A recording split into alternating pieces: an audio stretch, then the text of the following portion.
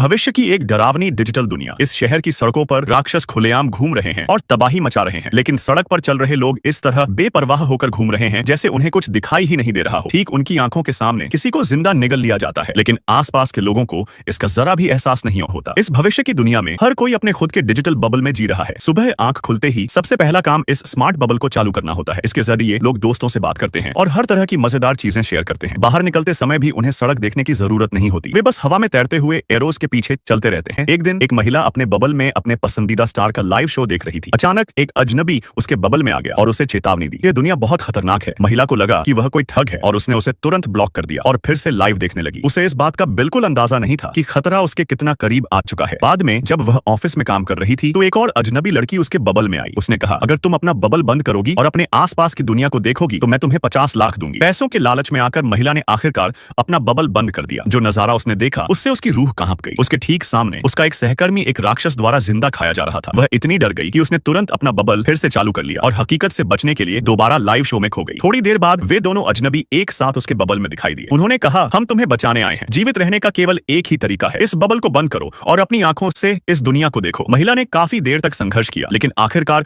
उसने उनकी बात मान ली। बबल बंद करने के बाद वह सावधानी से अपनी कुर्सी से उठी, लेकिन कुछ ही कदम चलने पर वह मेज के कोने से टकरा गई। घबराकर उसने फिर से बबल चालू किया और बाहर निकलने के रास्ते की ओर बढ़ी। वह ऑफिस से तो सुरक्षित बाहर निकल गई, लेकिन जैसे ही वह लिफ्ट में घुसने वाली थी उसने देखा कि लिफ्ट के अंदर एक राक्षस खड़ा था। फिर भी बबल के डिजिटल तीर उसे आगे बढ़ने का निर्देश दे रहे थे। बबल के अंदर से वे अजनबी चिल्ला रहे थे, पीछे हटो, जल्दी मुड़ो। तब उसे पूरी तरह समझ आया, अगर वह इस बबल पर भरोसा करना जारी रखेगी तो वह मर जाएगी। उसने एक कदम पीछे खींच लिया और राक्षस को जाने दिया। उस पल से उसने उन अजनबियों की बात गंभीरता से सुनना शुरू कर दिया, क्योंकि उसे एहसास हो गया था कि वे उसकी जान बचा रहे थे। उसने अपना बबल हमेशा के लिए बंद कर दिया, लेकिन अब एक नई समस्या खड़ी हो गई थी। बिना उस बबल के उसे सड़क पर ठीक से चलना भी नहीं आता था।